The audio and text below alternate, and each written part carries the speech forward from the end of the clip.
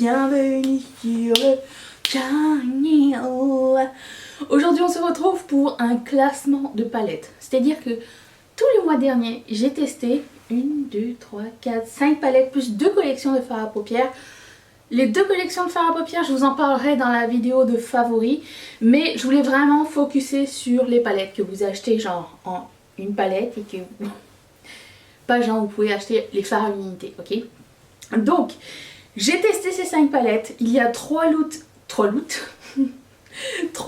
avec ces palettes qui sont déjà disponibles sur ma chaîne. Et si ça vous intéresse, je mettrai la playlist dans la barre d'infos.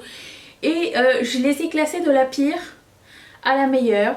Mais je vous explique, le but c'est de vous expliquer pourquoi et pourquoi ils sont rangés à cet ordre là, ok? C'est parti, c'est assez self-explanatory. Il est trop tôt pour moi. On y va. La dernière palette de ce classement, c'est une palette de Juvia's Place qui se présente comme ceci. C'est une palette de violet.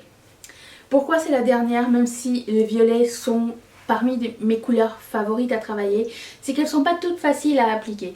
Et ce qui est dommage en fait dans cette palette là, c'est qu'il y a 6 fards. Si tu enlèves un phare qui fonctionne pas, c'est beaucoup trop en termes de quantité. Si tu as une grosse palette puis que tu as un phare ou 2 qui fonctionnent plus ou moins bien, c'est pas très grave.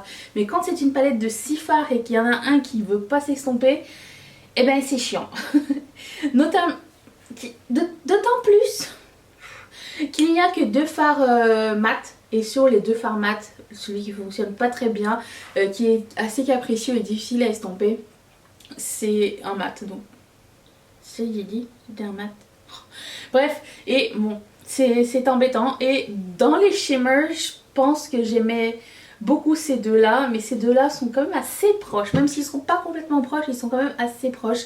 Et voilà pourquoi elle arrive en dernier, mais ce violet est de toute beauté. Voilà, c'est pas le coup de cœur du mois, du tout.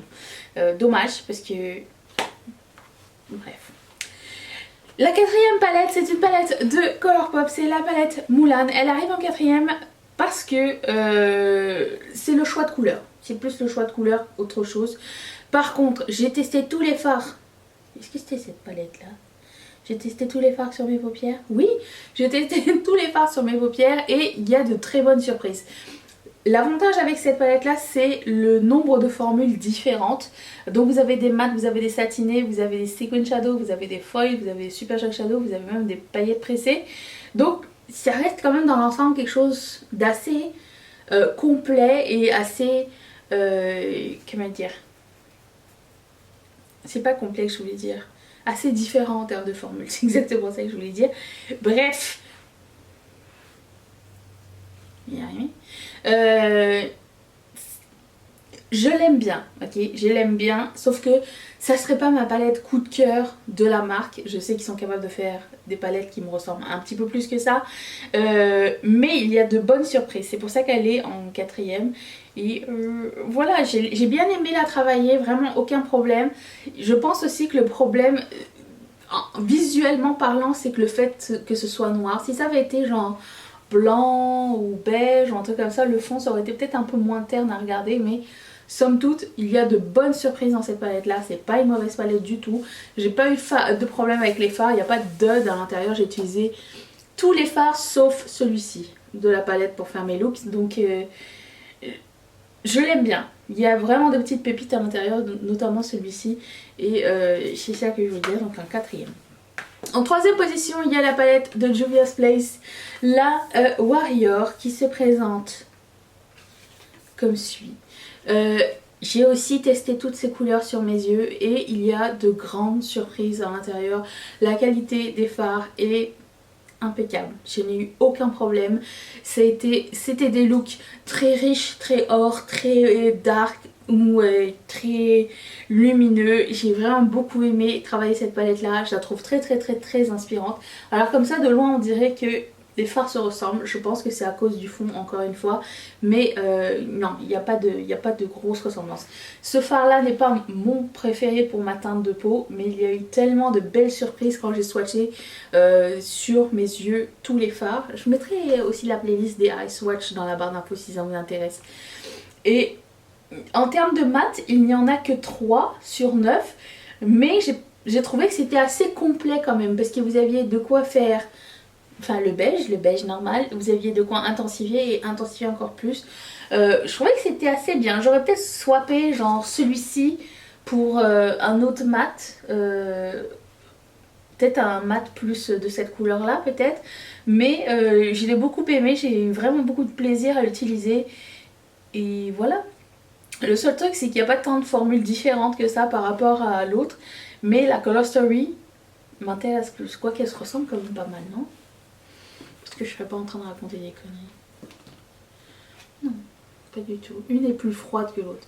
Moi je suis plus couleur chaude. Je ne suis pas fermée aux couleurs froides. Vous avez ici aussi quand même des couleurs chaudes. Mais je sais pas. C'est celle-ci qui fait vibrer mon cœur plus que celle-ci.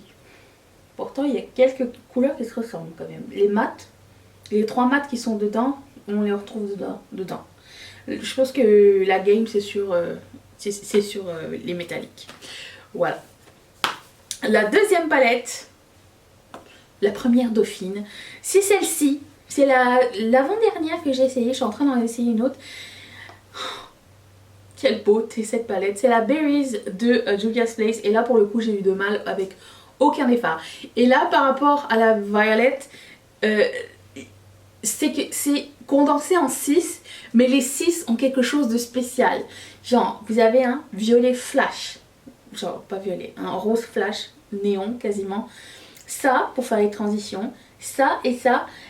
Sur les yeux ça se ressemble, non c'est lesquels qui se ressemblent, ces deux là se ressemblaient un petit peu pour intensifier, mais c'était pas tant un problème, ok. Celle-ci elle pourrait s'utiliser seule et celle-ci pourrait s'utiliser seule, mais quand elles sont utilisées ensemble j'ai l'impression qu'elles s'overlappent un petit peu, mais c'est pas grave. Et on peut genre bien intensifié avec cela. Par contre, un truc que j'aimerais vous dire, c'est que ces deux fards là paraissent plus foncés dans le pan que dans la réalité une fois estompés. Mais en termes de shimmer, donc il n'y a que 2 shimmers et c'est ça que je trouvais cool, c'est que c'était vraiment mieux balancé. Vous avez une espèce de rouge magnifique métallique et vous avez un duochrome qui est très bien caché ici. Donc c'était un espèce de violet, rose et rouge orangé. Il est magnifique. Donc la balance des couleurs, la balance des formules et l'équilibre mat versus irisé dans cette palette est fantastique. J'ai eu énormément de plaisir à travailler et c'est pour ça qu'elle est numéro 2. Quelle est la grande gagnante de ce mois-ci? Il y a un thème, ok. C'est encore une palette de Juvia's Place.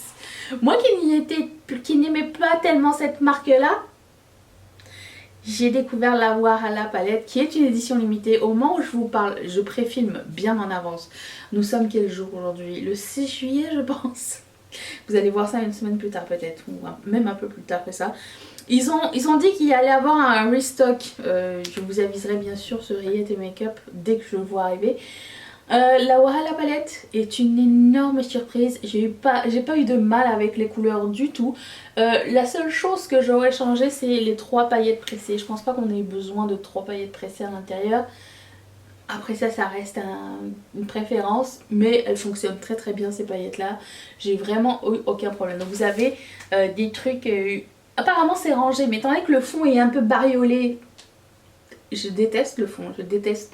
En fait j'aime pas du tout l'esthétique Juvia's Place. C'est pour ça que je me penchais jamais sur la marque, c'est que l'esthétique de packaging n'est pas mon préféré. Mais écoutez, il y a combien de duochromes à l'intérieur? Il y en a 1, 2. Ça c'est un espèce de... une autre formule, une formule différente. Ça aussi. Et que de superbes surprises. Les mattes s'appliquent super bien. Celle-ci est ma favorite. Une espèce de néon flash corail magnifique. Et je sens que j'aurai du plaisir à la réutiliser encore plus que toutes les autres palettes que j'ai fait. Parce qu'elle est assez complète en termes de mat et d'irisé et paillettes et machin. Si vous cherchez une palette arc-en-ciel, Celle-ci, fantastique. Voilà, c'est vraiment ma favorite de toutes. J'ai rien de mal à dire à propos de cette palette là, vous avez même de quoi faire quelque chose de très sobre et des trucs super flyés, donc ça m'a tellement inspiré que le maquillage que j'ai fait avec cette palette là, c'est maintenant mon avatar sur YouTube et tous mes autres réseaux sociaux, parce que c'était vraiment trop bien et je vous la recommande si jamais elle revient en stock et que vous hésitiez parce que vous n'aviez pas vu de revue ou quoi. Ne passez pas à côté de celle-ci, je la trouve fantastique. Voilà mon classement de ce mois-ci. J'ai hâte de savoir est-ce que vous possédez ces palettes et dans quel ordre vous les auriez mises et quelle est la palette qui est dans votre wishlist. Dites-moi ça dans les commentaires, j'ai hâte de vous lire. J'ai hâte de savoir si je vous retrouve demain. Est-ce que vous allez être là? Moi oui. Bye!